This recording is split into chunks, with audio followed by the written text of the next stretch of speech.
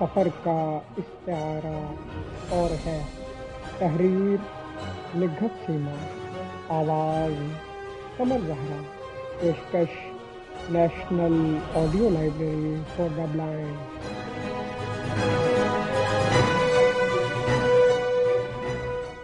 کس نمبر 14۔ لیلا washing machine میں کپڑے ڈالے ادھر ادھر دیکھ رہی تھی کہ اس نے اکرم سلطانہ کو شولڈر بیگ کندھے پر لٹکائے اپنے کمرے سے نکل کر اپنی طرف آتے دیکھا۔ پہلی بار جب وہ واشنگ مشین کے لیے سکے لینے ریت کے پاس آئی تھی تو اس نے بہت حیرت سے دیکھا تھا۔ تم نے واشنگ مشین کے لیے سکے مانگے ہیں؟ ہاں، میرے پاس میلے کپڑوں کا ڈھیر لگ گیا ہے۔ کمال ہے، یہاں تو انڈین، پاکستانی اور بنگلہ دیشی اسٹوڈنٹ کبھی سکے نہیں خریدتے۔ پھر کیا وہ مشین پر کپڑے نہیں دھوتے؟ اسے حیرت ہوئی تھی۔ دھوتے ہیں، لیکن ان کے پاس بڑے طریقے ہیں مشین استعمال کرنے کے۔ ریت ہنسی تھی زور زور سے۔ لیکن آپ لوگ کچھ نہیں کرتے ہیں؟ اسے حد شرمندگی ہوئی تھی۔ یہ چند سکے جو دھوکے اور فریب سے بچا لیے جاتے ہیں بھلا کتنا عرصہ ساتھ دیتے ہوں گے؟ 3 مشینیں تو تمہارے انڈین بہن بھائی چھوڑ چکے ہیں، ہر بار ناکام کر دیتے ہیں۔ تم انڈین ہو؟ نہیں، پاکستانی۔ اس نے جلدی سے سکے لیے تھے اور آ گئی تھی۔ یہ اس کی عادت تھی کہ وہ ہمیشہ مشین میں سکے ڈالتی تھی، حالانکہ بعد میں جب لینا اور مجدہ وغیرہ سے اس کی دوستی ہو گئی تھی تو اسے بھی انہوں نے مختلف مشوروں سے مستفید کیا تھا۔ بغیر سکے ڈالے کافی کا کپ حاصل کرنا، کہیں رنگ کرنا اور خاص طور پر واشنگ مشین پوز کرنا، یہ سارے طریقے اور حربے انڈین، پاکستانی اور بنگلہ دیشی اسٹوڈنٹ سے انہیں معلوم ہوئے تھے۔ کپڑے دھو رہی ہو؟ اکرم سلطانہ نے قریب آ کر پوچھا۔ ہاں، بس دھل ہی گئے ہیں۔ اس نے بہت گہری نظر اکرم سلطانہ پر ڈالی۔ کئی سالوں سے وہ ہر چیز گہری نظروں سے دیکھنے لگی تھی۔ اکرم سلطانہ کی آنکھوں کے پپوٹے سوجے ہوئے تھے اور چہرے پر بھی سرخی تھی۔ شاید وہ روتی رہی ہیں، اس نے سوچا۔ اکرم سلطانہ کو رونا بہت آتا تھا۔ چھوٹی چھوٹی باتوں پر آنسو ان کی آنکھوں میں اکٹھے ہو جاتے تھے، اور جب وہ ہتھیلیوں سے اور ہاتھوں کی پشت سے آنسو پونچھتی جاتی اور روتی جاتی تو بالکل کسی بچے کی طرح معصوم لگتی تھی۔ پتہ ہی نہیں چلتا تھا کہ وہ انجینئرنگ کی اعلیٰ تعلیم حاصل کرنے آئی ہوئی ہیں۔ میں اپنے والدین کی اکلوتی بیٹی ہوں، اس لیے میرے بابا جان نے مجھے اتنی تعلیم دلوائی، مگر شادی کے بعد میں نے سوچا تھا کہ گھرداری کروں گی۔ سچی مجھے کچن میں کھڑے ہو کر کوکنگ کرنا، نوکروں کو ڈانٹ ڈپٹ کر گھر کی صفائی کروانا اور بچوں کے چھوٹے چھوٹے کام کرنا بہت پسند تھا۔ لیکن مونی کی ضد تھی کہ میں اتنی ایجوکیٹڈ ہوں، اتنی ذہین ہوں کہ مجھے مزید پڑھنا چاہیے۔ جب اسکالرشپ کا اشتہار آیا اخبار میں تو اپنے ساتھ اس نے میرے کاغذات بھی بھیج دیے، اور یوں 2 چھوٹی چھوٹی معصوم بچیوں کو چھوڑنا کتنا مشکل ہے۔ اور ان کی آنکھیں چھم چھم برسنے لگتی۔ شروع میں تو وہ بچیوں کو یاد کر کر کے بہت روتی تھی۔ ڈولی تو ابھی صرف 1.25 سال کی تھی، مما اسے کیسے سنبھالتی ہوں گی، اور سونی 3 سال کی۔ انہوں نے انہیں بچیوں کی تصویریں دکھائی تھی۔ دونوں بچیاں بے حد خوبصورت تھی، اور سچ تو یہ ہے کہ لیلا کو ان پر بہت ترس آتا تھا۔ بچیوں سے دوری نے اکرم سلطانہ کی شخصیت کچھ عجیب سی بنا دی تھی۔ بیٹھے بیٹھے رونے لگتی، اپنی مما اور پاپا سے ناراضی کا اظہار کرتی اور مونی سے لڑتی۔ تم انکار کر دیتی اکرم، لیلا نے ایک روز ان سے کہا۔ کہہ دیتی اتنی چھوٹی بچیوں کو چھوڑ کر نہیں آ سکتی تم؟ کیسے انکار کرتی لیلا؟ جب مونی نے کہا، اکرم میں تیرے بغیر تو ایک دن بھی نہیں رہ سکتا، ہم دونوں زندگی کے آخری کنارے تک ساتھ رہیں گے، تو بس میں ہار گئی۔ اور پھر ماما نے بھی کہا تھا، اکرم میں بچیوں کو رکھ لوں گی، تو چلی جا ساتھ۔ منیب الرحمن کا کیا پتا، مرد ہے وہاں گوروں کے دیس میں، کسی گوری کو دل دے بیٹھا تو۔ اور لیلا میں آ گئی، پر میرا دل پڑھنے میں بالکل نہیں لگتا، دیکھ لینا اگلے سیمسٹر میں ضرور رہ جاؤں گی۔ لیکن وہ ہر سیمسٹر بڑے شاندار طریقے سے کلیئر کر لیتی تھی۔ کپڑے اکٹھے کر کے اس نے ایک طرف رکھ دیے۔ تم کہیں جا رہی ہو اکرم؟ اور مونی بھائی کہاں ہے؟ مونی تو کہیں باہر گیا ہے کسی دوست سے ملنے، اور میں ذرا چائنا گارڈن تک جا رہی تھی۔ میرا دل بہت گھبرا رہا ہے لیلا۔ کیا بچیاں یاد آ رہی ہیں؟ اکرم سلطانہ کچھ نہ بولی، بس ہاتھوں کی پشت سے آنسو صاف کرنے لگی۔ کم آن اکرم، چلو میرے کمرے میں چل کر بیٹھتے ہیں، پھر اکٹھے چلیں گے باہر۔ میں بھی پڑھ پڑھ کر تھک چکی ہوں۔ اس نے کپڑے اٹھائے۔ کیوں آج وہ تمہارا کزن IT سے نہیں آئے گا تمہیں ملنے؟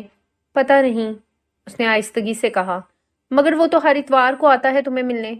ہاں، لیکن اب تو کتنے ہی ویکینڈ گزر گئے تھے اور وہ نہیں آیا تھا۔ اس نے تو شمار بھی نہیں کیا تھا، کتنے، 1 2 یا 3۔ اگر آ گیا تو وہ بھی آ جائے گا وہاں ہی۔ میں لینا کو بتا جاؤں گی کہ ہم چائنا گارڈن جا رہے ہیں۔ یا کتنا گھٹن ہے اکرم، ہے نا؟ اس نے کمرے کا دروازہ دھکیلا اور کپڑے ایک طرف رکھے اور اکرم سلطانہ سے پوچھا، تم کافی پیو گی؟ اکرم سلطانہ نے اس بات میں سر ہلا دیا تو اس نے الیکٹرک کیٹل میں پانی ڈال کر سوئچ آن کیا۔ تم روئی تھیں؟ ہاں۔ اکرم سلطانہ کی آنکھوں میں پھر پانی جمع ہونے لگا۔ کیوں؟ اس نے سوئچ آف کیا۔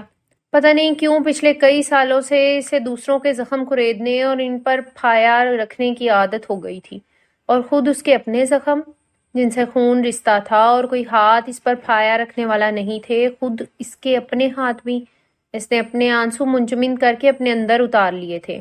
وہ مونی نے ڈنسیگ میں ایک آفر قبول کر لی ہے اور وہ اپنا سیمسٹر ختم ہوتے ہی جوائن کر لے گا، اور وہ چاہتا ہے کہ میں بھی اس دوران جاب تلاش کر لوں۔ وہ واپس نہیں جانا چاہتا لیلا، وہ کہتا ہے ابھی 3-4 سال ہمیں جاب کرنا چاہیے۔ اتنے پرکشش آفرز ہیں کہ چند سالوں میں ہمارے پاس اتنا کچھ ہو جائے گا کہ ہماری بچیاں شہزادیوں کی طرح پلیں گی۔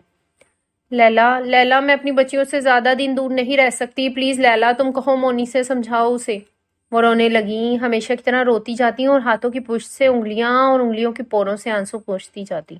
اوکے اکرم سلطانہ، میں سمجھاؤں گی مونی بھائی کو، سمجھ لیں گے وہ میری بات۔ لو کافی پیو۔ اس نے کافی تیار کر کے کپ اس کے سامنے رکھا اور پھر اپنے ہاتھوں سے اس کے آنسو پونچھے۔ رونا کسی مسئلے کا حل نہیں ہے اکرم سلطانہ۔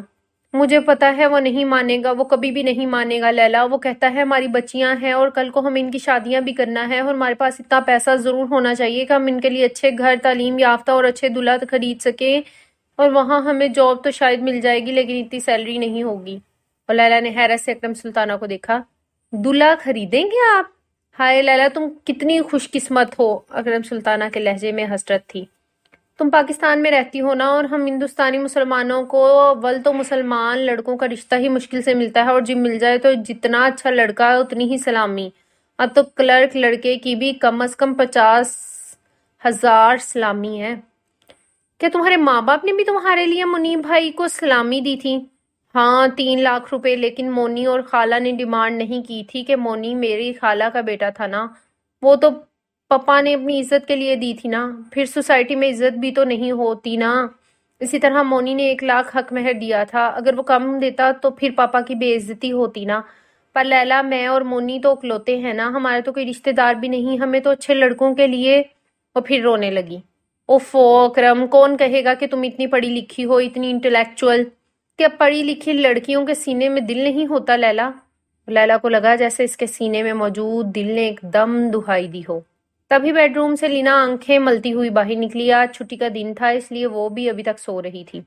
پتہ نہیں اب ان کی باتوں سے اس کی آنکھ کھلی تھی یا کافی کی خوشبو نے اسے جگایا تھا۔ ہیلو اکرم سلطانہ، وہ ہمیشہ اکرم سلطانہ کو اکڑم ہی کہتی تھی۔ اکرم سلطانہ نے سر کے اشارے سے اس کے ہیلو کا جواب دیا اور کافی کی چسکیاں لینے لگی۔ کافی؟ لیلا نے کافی کا کپ لینا کے سامنے رکھا اور خود اپنے لیے ریک سے ایک اور کپ اٹھایا۔ تھینک یو لیلا، اس وقت کافی کی بہت خواہش ہو رہی تھی مجھے۔ لینا نے کپ تھام لیا۔ تم کہیں جا رہی تھی؟ ہم لوگ چائنا گارڈن جا رہے ہیں یوں ہی گھومنے، یہاں کتنی گھٹن ہے نا، تم بھی چلو ساتھ؟ لیلا نے اپنے لیے کافی بناتے ہوئے پوچھا۔ ہاں چلوں گی، لیکن وہ تمہارا فیانسی، کیا اسے آج نہیں آنا؟ شاید نہیں۔ اپنی پریشانی میں شاید لینا کو یاد ہی نہیں رہا کہ وہ تو پچھلے سنڈے کو اور پھر اس سے پچھلے سنڈے کو بھی نہیں آیا تھا، لیلا نے سوچا۔ اور لینا پر یکدم کتنی پریشانی آئی تھی، وہ صحیح طرح سے پڑھ بھی نہیں پا رہی تھی۔ وہ عبدالحی سے پیار کرتی تھی، شاید تب سے جب وہ ڈیلف آئی تھی اور انکل کیس کے گھر عبدالحی سے ملی تھی۔ عبدالحی جو اس کی خالہ کا سگا بیٹا تھا اور اپنے خاندان کا واحد بچ جانے والا فرد، اور عبدالحی بھی اپنی اس غمزات کو دل دے بیٹھا تھا۔ جب ہی تو بھاگ بھاگ کر آئی ایچی آتا تھا، اور اب عبدالحی، کیا عبدالحی اس سے بے وفائی کر رہا ہے؟ ایک بار لیلا نے سوچا تھا، اور لینا عبداللطیف نے بڑی سختی سے اس کی تردید کی تھی، لیکن وہ جب سے روٹر ڈیم سے آئی تھی راتوں کو تکیے میں منہ چھپا چھپا کر روتی تھی۔ پھر کون سی چیز اسے رلاتی ہے؟ لیلا نے سوچا تھا، مہینے بعد، 2 مہینے بعد، سال بعد کبھی تو وہ ایک ہوں گے نا۔ اور تم کیوں روتی ہو لیلا محب اللہ شاہ، تم بھی تو؟ ہاں میں کیوں روتی ہوں جبکہ، پر میرے آنسو تو میرے اندر گرتے ہیں قطرہ قطرہ کر کے، اور لینا عبداللطیف کے آنسو مجھے ڈسٹرب کرتے ہیں۔ چلو نا تم دونوں چینج کر لو۔ اکرم سلطانہ نے کپ خالی کر کے ٹیبل پر رکھا، رو دھو کر اب وہ کچھ ریلیکس ہو گئی تھیں۔ لیلا کیا میں تمہارا موبائل استعمال کر سکتی ہوں؟ بس 1 منٹ، صرف بچیوں کی خیریت معلوم کروں گی۔ ہاں کیوں نہیں۔ وہ موبائل اکرم سلطانہ کو پکڑا کر خود کپڑے کے اٹھا کر واش روم میں گھس گئی، اور لینا کافی پیتے ہوئے اکرم سلطانہ کو نمبر ملاتے دیکھنے لگی۔ پوری دوپہر اس نے کروٹیں بدلتے گزار دی تھی. کئی بار چپکے چپکے بڑی اماں اور اماں کی چارپائی پر نظر ڈالی تھی. گو وہ گہری نیند سو رہی تھی، لیکن اس کی ہمت نہ ہوئی کہ اٹھ کر باہر جائے. اور کیا خبر برآمدہ اور خالی صحن دیکھ کر چڑیلیں اور جن چہل قدمی کے لیے نیچے چلے آئے ہوں اور اب صحن میں اور برآمدے میں گھوم رہے ہوں. اور کیا خبر ساری پکی پکی جانچیں توڑ کر کھا جائیں. پکی پکی جامنوں کے خیال سے اس کے منہ میں پانی بھر آیا اور وہ اٹھ کر بیٹھ گئی. اور بلی کسی پھرتی سے وہ پلنگ سے اتری. بڑی اماں خراٹے نشر کر رہی تھی اور اماں دیوار کی طرف منہ کیے سو رہی تھیں.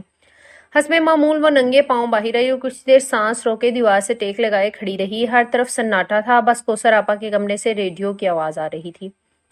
اور کیا خبر فوزی خالہ میرا گڑیوں والا بکسا تانکچے سے اٹھا کر لے آئی ہوں. شام فوزی خالہ کے کہنے پر بھی وہ اوپر چھت پر نہیں گئی تھی، حالانکہ کل شام سے اسے چھت پر گھومنا اچھا لگتا تھا اور کبھی کبھی اپنے گھر کی فصیل سے چھوٹی اور بڑی حویلی کے چھت پر کود کر پوری چھت کا چکر لگانا بہت خوش کرتا تھا. اس نے کوثر آپا اور فوزی خالہ کے مشترکہ کمرے کی طرف قدم بڑھاتے بڑھاتے صحن میں جامن کے پیڑ کی طرف دیکھا تھا. پکی پکی جامنیں اسی طرح موجود تھیں اور وہ صحن کی طرف بڑھی تھی. پھر اچانک ہی اس کی نظر سیڑھیوں کی طرف اٹھی تھی. محفوظ خالہ فیروزی دوپٹے کے پلو میں کچھ ڈالے سہج سہج نیچے اتر رہی تھیں.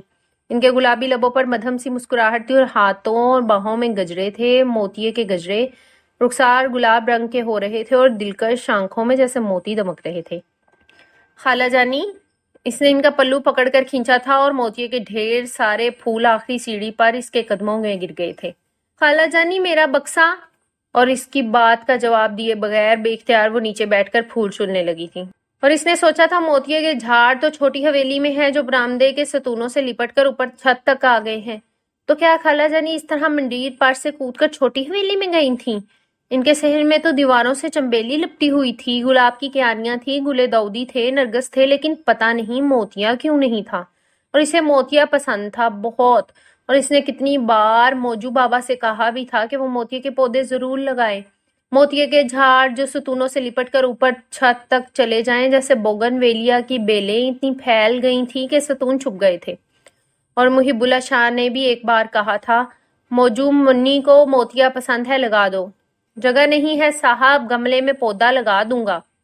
مگر پھر اس نے لگایا ہی نہیں تھا، پتہ نہیں کیوں. حالانکہ رات کی رانی کے لیے تو اس نے جگہ بنا لی تھی. محفوظ فاطمہ نے ایک ایک پھول چن کر اپنے پلو میں ڈال لیا تھا. فیروزی سوٹ میں ان کا سرخ و سفید رنگ دمک رہا تھا. خالہ جانی میرا بکسا. اس نے پھر انہیں اپنی طرف متوجہ کیا تھا جو جانے کس خیال میں آپ ہی آپ مسکرائے چلی جا رہی تھیں. ہاں کل لے آؤں گی. آج میں گئی تھی لینے، ابھی تو ڈر کر سیڑھیوں سے ہی واپس آ گئی. اوپر برساتی میں بہت شور تھا. اچھا. اور وہ مایوس ہی ہو کر جامنوں کا خیال بھی چھوڑ کر اپنے گڑیوں کے بکسے کے غم میں افسردہ ہو کر کوثر آپا کے پاس چلی آئی تھی. کوثر آپا کے کمرے میں اب بھی ریڈیو بج رہا تھا اور وہ اپنے بیڈ پر آلتی پالتی مارے سامنے کتابوں اور کاپیوں کا ڈھیر پھیلائے پڑھ رہی تھیں. انہیں ریڈیو پر گانے سننا بہت پسند تھا اور پڑھتے ہوئے بھی فرمائشی پروگرام لگا رہتا تھا. انہوں نے بس ایک نظر اسے دیکھا تھا اور پھر تیزی سے کچھ لکھنے لگی تھی اور وہ اپنی گڑیوں کے بکسے کے غم میں چپ چاپ خالہ جانی کے بیڈ پر بیٹھ گئی تھی. اور اس بکسے میں کتنے پیارے سارے کپڑے تھے. اور وہ گڑیا جو موجو کی بیوی نے بنائی تھی اپنے لٹھے کے پرانے شٹل کاک برقے کو پھاڑ کر، اور اپنے پراندے سے اس کے بال بنائے تھے پف بنا کر جیسے اس کی بہو بناتی تھی. کالے دھاگے سے اس کی آنکھیں بنائی تھی اور سرخ دھاگے سے ہونٹ.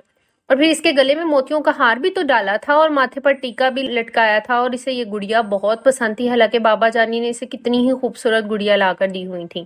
گلابی سلو لائٹ کی گڑیا، بولنے والی، ڈانس کرنے والی، ہنسنے والی، ہر طرح کی گڑیاں تھی اس کے پاس. پر جو موجو بابا کی بیوی بنائی ہوئی گڑیا کو روز ایک نیا جوڑا پہنانا اور اس کے ساتھ کھیلنا اسے بہت اچھا لگتا تھا. آپا یہ جن بھی گڑیوں سے کھیلتے ہیں؟ اپنے غم میں ڈوبے ڈوبے اس نے پوچھا. نہیں وہ تو پریوں سے کھیلتے ہیں. کوثر اندر آتی محفوظ فاطمہ کو دیکھ کر مسکرائی. خوبصورت لمبے بالوں والی اور قاتل آنکھوں والی پریوں سے، جیسے ہماری خالہ جانی. کوثر محفوظ فاطمہ نے اسے گھورا. تم بہت شریر ہو گئی ہو. اور دوپٹے میں ڈالے ہوئے موتیوں کے پھول اپنے بیڈ پر تکیے کے پاس رکھے اور ہاتھوں سے گجرے بھی اتار کر وہیں رکھ دیا اور بیڈ پر اداس بیٹھی منی کو اپنے ساتھ لپٹا لیا. وعدہ رہا کل تمہارا بکسا برساتی سے ضرور لے آؤں گی. اور وہ کل کے وعدے پر خوش ہو کر باہر بھاگ گئی تھی تاکہ موجو بابا سے کہہ کر پکی پکی جامنے اتروا سکے. موجو کی بیوی نے اس کی گڑیا کے لیے چھینٹ کا پھولدار لہنگا اور چولی سی دی تھی. اس نے وہ لہنگا اور وہ چولی وہیں رہنے دیا اور سوچا تھا کہ کل جب خالہ جانی گڑیوں والا بکسا لے آئیں گی تو وہ اپنی گڑیا کو یہ لہنگا پہنائے گی، لیکن وہ کل تو پھر کبھی نہیں آئی۔ جب خالہ جانی چھت پر جا کر برساتی کے تاکچے سے اس کی گڑیا والا بکسا لے آتی، صبح ہوتے ہی وہ حویلی میں کوہرام مچ گیا تھا۔ محفوظ فاطمہ صحن کے کنویں میں گر گئی تھیں۔ رات کیوں وہ باہر نکلی تھی؟ شاید پانی پینے، لیکن گھڑونچی تو برآمدے میں تھی اور فریج کچن میں، پھر وہ صحن میں کیا کرنے گئی تھی؟ اور کنویں کی منڈیر اتنی نیچی بھی نہ تھی۔ محفوظ فاطمہ کو نیند میں چلنے کی بیماری تھی، بڑے بابو نے سب کو بتا کر مطمئن کر دیا تھا، لیکن کوثر آپا وہ تو بس پھٹی پھٹی آنکھوں سے ہر ایک کو دیکھتی تھی اور بڑے ماموں کو تو دیکھتے ہی منہ پھیر لیتی تھی۔ خالہ جانی بھی تو پریوں جیسی خوبصورت تھی کوثر آپا، کیا خبر جن انہیں اڑا کر لے جا رہے ہوں اور وہ کنویں میں گر گئی ہوں۔ ایک روز اس نے خیال ظاہر کیا تھا جب سے خالہ دنیا سے رخصت ہوئی تھی، وہ کوثر آپا کے کمرے میں ان سے لپٹ کر سونے لگی تھی۔ ہاں شاید۔ کوثر آپا کی آنکھیں ضبط گریا سے سرخ ہونے لگی تھیں اور اسی رات داجی نے کوثر آپا سے کہا تھا، محفوظ فاطمہ کو سوتے میں چلنے کی عادت تھی تو تم دروازے کو کنڈی لگا کر کیوں نہیں سوتی تھی؟ انہیں بھی محفوظ فاطمہ کی موت کا بہت دکھ تھا، اپنی اس بھتیجی کو بہو بنانے کی خواہش بہت عرصے سے ان کے دل میں تھی، لیکن ان کے چھوٹے بیٹے نے خود پڑھنے کی غرض سے امریکہ گیا تھا، وہیں کسی انڈین فیملی کی مسلم لڑکی سے بیاہ رچا لیا تھا اور وہیں کا ہو گیا تھا، اور اب بڑی حویلی میں صرف ان کی بڑی بہو اور بڑا بیٹا اور ان کے بچے رہتے تھے۔ شاید اس کی موت اسی طرح لکھی تھی، بچی تم حوصلہ کرو، وہ سوتے میں نہیں چلتی تھی، کوثر کا ضبط جواب دے گیا تھا۔ بڑے ماموں آدھی رات کو انہیں جگا کر باہر لے گئے تھے اور میں نے انہیں خالہ جانی کے ساتھ صحن کی طرف جاتے دیکھا تھا۔ وہ تو بار بار پوچھ رہی تھی کہ اس وقت کیا کام ہے، لیکن بڑے ماموں نے بتایا ہی نہیں۔ وہ دھاڑے مار مار کر رونے لگی تھی۔ خالہ جانی کی وفات کے اتنے دن بعد، اور داجی نے بہت تاسف سے بڑے ماموں حمزہ شاہ کی طرف دیکھا تھا۔ تو کیا کرتا داجی، اور کیا کرتا؟ میں نے اپنی آنکھوں سے اسے اعظم سے باتیں کرتے دیکھا تھا۔ اور تم نے یہ حال ڈھونڈا اس کا؟ وہ ایک نفرت بھری نظر ان پر ڈالتے ہوئے چلے گئے تھے، لیکن کوثر تڑپ تڑپ کر رو رہی تھی، یوں جیسے خالہ جانی کی موت آج ہوئی ہو۔ وہ اور کوثر تو سہیلیاں تھیں، ایک دوسرے کی رازدار اور بھیدی۔ اس صبح حویلی سے ملحق قبرستان میں محفوظ فاطمہ کی قبر پر وہ کوثر آپا کے ساتھ گئی تو قبر پہلے ہی سفید موتیے کے پھولوں سے بھری ہوئی تھی، یوں لگتا تھا جیسے کسی نے کنجر پالی کے سارے موتیے کے پھول اس قبر پر ڈال دیے ہوں۔ اور واپسی پر اس نے اعظم کو دیکھا تھا، اٹیچی کیس اٹھائے سر جھکائے اسٹیشن کی طرف جاتا ہوا، دبلا پتلا لمبا گندمی رنگ کا اعظم جو چھوٹی حویلی کا مہمان تھا، محسنہ نقوی کا دور پار کا عزیز جو مراد آباد ہندوستان سے پاکستان کی سیر کے لیے آیا تھا اور سب جگہ گھوم پھر کر اب کنجن پالی میں اپنی ماں کی خالہ زاد بہن محسنہ نقوی کے گھر میں مقیم تھا۔ آیا تو وہ صرف 2 دن کے لیے تھا، لیکن آتے ہی کسی کے معصوم حسن نے اسیر کر لیا تھا اسے۔ اعظم بھائی، کوثر اس کا ہاتھ چھوڑ کر دوڑتی ہوئی اعظم کے سامنے جا کھڑی ہوئی تھی۔ کوثر، اعظم کی آواز جھرجھرا رہی تھی۔ کوثر، وہ کیوں چھوڑ کر چلی گئی؟ کیوں؟ ابھی کل شام ہی تو میں نے اسے بتایا تھا کہ میری مراد آباد اماں سے بات ہو گئی ہے، وہ کچھ دنوں تک آئیں گی تو محسنہ خالہ کے ساتھ سرخ حویلی بھی آئیں گی۔ وہ تو بہت خوش تھی، وہ کیسے گر گئی کوثر، کیسے؟ اور کوثر ایک دم ہی دونوں ہاتھوں میں منہ چھپا کر رونے لگی تھی۔ اعظم کچھ دیر کھڑا اسے دیکھتا رہا، اس کی آنکھیں سرخ ہو رہی تھی، بال بکھرے ہوئے اور کپڑے ملگجے تھے، پھر وہ سر جھکائے ہولے ہولے چل پڑا تھا، اور کوثر اس وقت تک وہیں ہی کھڑی اسے جاتے دیکھتی رہی جب تک وہ نظر آتا رہا۔ محفوظ فاطمہ مر گئی تھیں۔ بڑی اماں کو چپ لگ گئی تھی، کبھی کبھی وہ بہت اونچی آواز میں رونے لگتی، اور کوثر جو ہر وقت ہنستی رہتی تھی، جنہیں ہر بات پر ہنسی آتی تھی، اور اب تو وہ ہنسنے والی بات پر بھی نہیں ہنستی تھی، اور جو محفوظ فاطمہ کی طرح ہی خوبصورت تھی، بالکل پریوں ایسی، اور منی کے دل میں خوف سا بیٹھ گیا تھا کہ کہیں جن کسی روز انہیں بھی اڑا کر ساتھ نہ لے جائے۔ وہ اب بڑی اماں کے پاس سونے کی بجائے کوثر آپا کے پاس سونے لگی تھی، اور رات کو ان سے لپٹ کر سو جاتی، اپنے ننھے ننھے بازو بہت مضبوطی سے ان کے گرد حمائل کیے۔ منی گرمی ہے، پیچھے ہٹ کر سونا، مگر اسے تو مدتوں خوف رہا کہ کہیں سوتے میں جن کو کوثر آپا کو بھی اڑا کر نہ لے جائے، اور وہ اس روز کے بعد کبھی چھت پر نہ گئی، اور اس کا گڑیوں والا بکسا وہیں اوپر تاکچے میں ہی پڑا رہ گیا تھا، اور موتیے کے پھول جو اس رات محفوظ فاطمہ کے ہاتھوں میں گجرے بن کر مہکے تھے، کوثر فاطمہ نے اٹھا کر اپنی الماری میں ڈال دیے تھے، اور کبھی کبھی راتوں کو اٹھ کر وہ الماری کھول کر ان پھولوں کو دیکھتی جو سوکھ کر پتی پتی ہو گئے تھے، اور الماری کے طاق پر سر رکھ کر سسک سسک کر روتی، اور منی دونوں ہتھیلیوں میں ٹھڈی رکھے چپ چاپ انہیں دیکھتی رہتی، اور اس کے اندر دل پر کہیں کوئی آنسو گر کر منجمد ہو جاتے، کوثر آپا کے آنسو۔ آپ نے تاؤ جی سے بات کی داجی؟ مدبر حسین آج پھر ان کے سامنے بیٹھے تھے۔ وہ صرف اپنے پوتوں پوتیوں کے ہی نہیں، دوسرے بھائیوں کی اولاد کے بھی داجی تھے۔ اسی طرح سید اقتدار حسین شاہ کو بھی سب تاؤجی ہی کہتے تھے، ان کے اپنے نواسے نواسیاں اور پوتے پوتیاں بھی۔ ہاں کی تھی پتر۔ انہوں نے ہاتھ میں پکڑی شاہ لطیف کے کلام پر لکھی گئی کتاب الٹی کر کے اپنے سامنے رکھ دی۔ پھر مدبر حسین نے مضطرب سا ہو کر انہیں دیکھا۔ پھر کیا پتر، سن شاہ عبداللطیف کیا کہتا ہے۔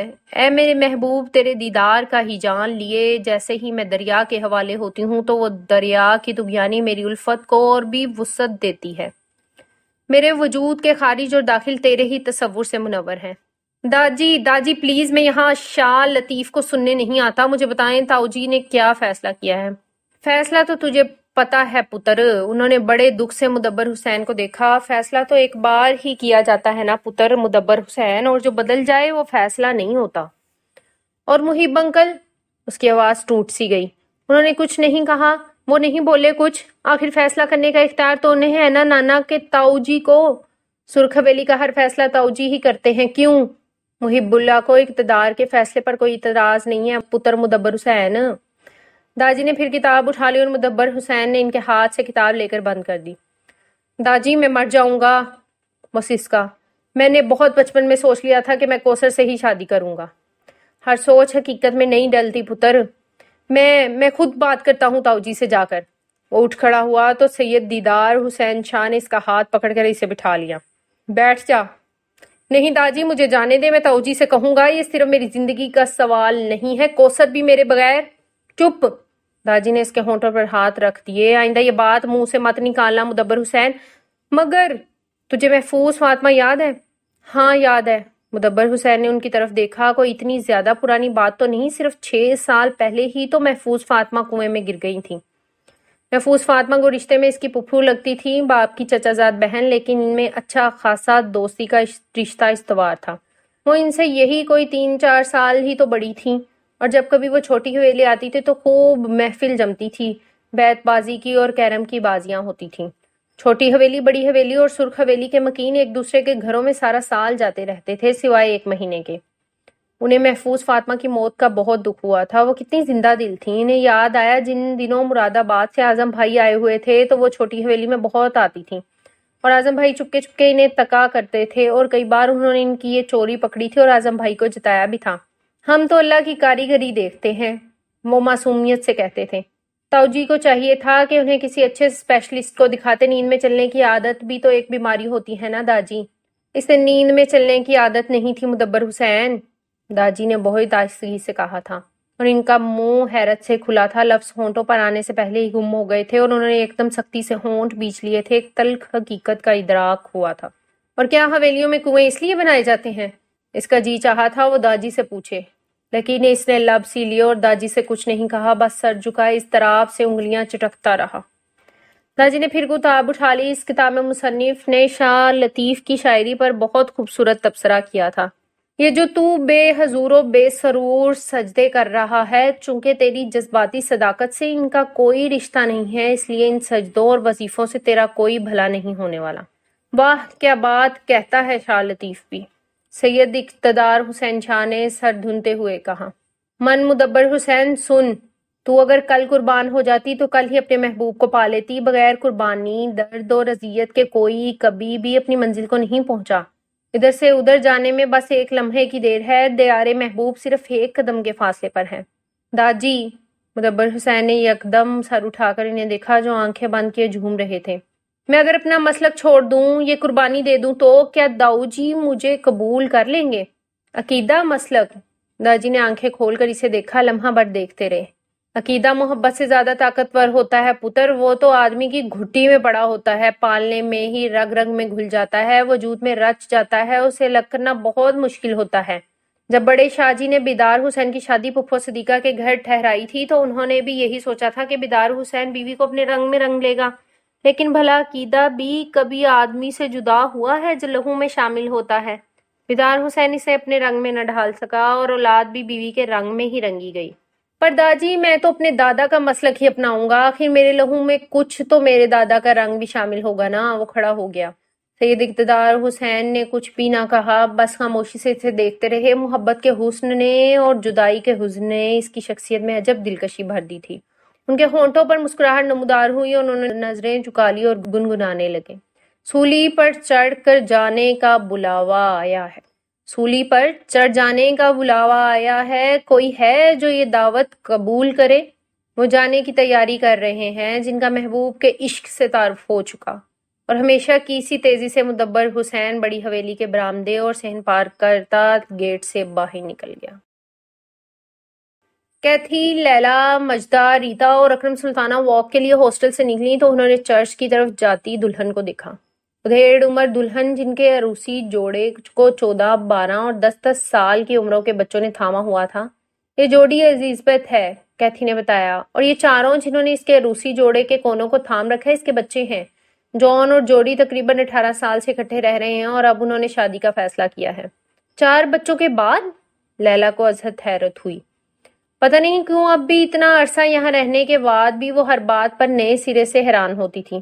ہاں، اب تمہیں تو پتہ ہے یہاں شادیوں کا اتنا رواج نہیں ہے. نوجوان جوڑے یوں ہی زندگی گزار لیتے ہیں، مگر اپنا گھر، اپنا شوہر، اپنا آشیانہ، اپنے بچے، سب کس قدر فیسینیٹ کرتے ہیں مجھے. تمہارا مشرق کتنا خوبصورت ہے لیلا، اس میں کتنا افسانوی سا حسن ہے. کیتھی کے لہجے میں حسرت تھی. لیکن تمہارے ہاں عورتیں ایک ہی مرد کے ساتھ رہتے رہتے اوب نہیں جاتی؟ نہیں، بالکل نہیں، ریتا نے فوراً کہا. ایک مرد کے ساتھ زندگی بتانا، صرف اس کے بچوں کی ماں بننا، یہی تو زندگی کا حسن اور خوبصورتی ہے کیتھی. احساس ملکیت کا نشہ تو لوٹس کے نشے سے بھی زیادہ ہوتا ہے. یہ مرد صرف اور صرف میرا ہے. کاش میں مشرق میں پیدا ہوتی، میرا ایک چھوٹا سا گھر ہوتا، میرے بچے ہوتے، وہ بڑے ہوتے، ان کی شادیاں ہوتی، پھر میں نانی اور دادی بنتی اور اپنے گرینڈ چلڈرن کو اپنے پاس بٹھا کر کہانیاں سناتی. کیتھی جیسے خواب دیکھ رہی تھی. تم ہندو مذہب کیوں نہیں اختیار کر لیتی کیتھی؟ ریتا نے فوراً کہا. اگر تم ہندو ہو جاؤ تو پرامس میں تمہاری شادی اپنی موسی کے لڑکے سے کروا دوں گی، وہ بہت اچھا ہے. ہشت، مجدہ نے فوراً ٹوکا، ایسے مذہب نہیں تبدیل ہوتے. اور لیلا نے بھی سوچا تو تھا کہ اگر کیتھی مسلمان ہو جائے تو، لیکن اس میں ریتا جیسی جرت نہیں تھی. لیکن کیتھی کو کیا پتا کہ اب تو مغرب مشرق کے آنگن میں آ پہنچا ہے. پتہ نہیں کیتھی نے جواب میں کیا کہا تھا، اس نے سنا نہیں تھا. اس کا سارا دھیان تو اسی شادی کے جلوس کی طرف تھا، اور جب سے یہاں آئی تھی اس نے محسوس کیا تھا کہ یہاں ادھیڑ عمر بوڑھے اور بچے تو تھے، لیکن جوانوں کی تعداد کم تھی. اور یہ سب اس لیے تھا کہ یہ لوگ شادیاں کر کے گھر نہیں بناتے تھے، لیکن اب پھر شادی کر کے گھر بنانے کا رجحان ہو رہا تھا. شاید تبھی تو یہ 4 بچوں کی ماں چرچ میں شادی کرنے جا رہی تھی، اور تبھی تو کیتھی چاہتی ہے کہ اس کا ایک گھر ہو، بلکہ مشرقی گھر جیسا. اس نے سوچا وہ کیتھی کو اسلام پر لٹریچر دے گی تاکہ اسے پتہ چلے کہ آج سے 1400 سال پہلے اسلام نے زندگی گزارنے کے جو طریقے بتائے تھے وہ کتنے مکمل اور صحیح تھے، اور انیک کے پاس ضرور ایسا لٹریچر ہوگا. اسے خیال آیا. انیک نے کتنے دنوں سے اس کی خبر نہیں لی، حالانکہ اور لینا کے ساتھ اتنا بڑا حادثہ ہو گیا، اور اس نے خود IIT میں فون کیا تھا جو اس کے دوست نے اٹینڈ کیا تھا کیونکہ وہ موجود نہ تھا، اور تب اس نے اس کے لیے پیغام چھوڑا تھا، مگر انیک نہیں آیا تھا. لینا بھی کیا سوچتی ہوگی کہ انیک ایسا ہے. لینا کو اب تک آ جانا چاہیے تھا، ہے نا؟ اکرم سلطانہ نے چلتے چلتے اس کے کندھے پر ہاتھ رکھا. ہاں، لیکن اکرم یہ بھی تو سوچو حادثہ کتنا بڑا ہے، شاید اسے سنبھلنے میں بہت دن لگ جائیں گے. یہ اچھا ہوا کہ انکل کیس اسے آ کر لے گئے، ورنہ اس کی حالت دیکھ دیکھ کر تو میرا دل ہی ہولتا رہتا تھا.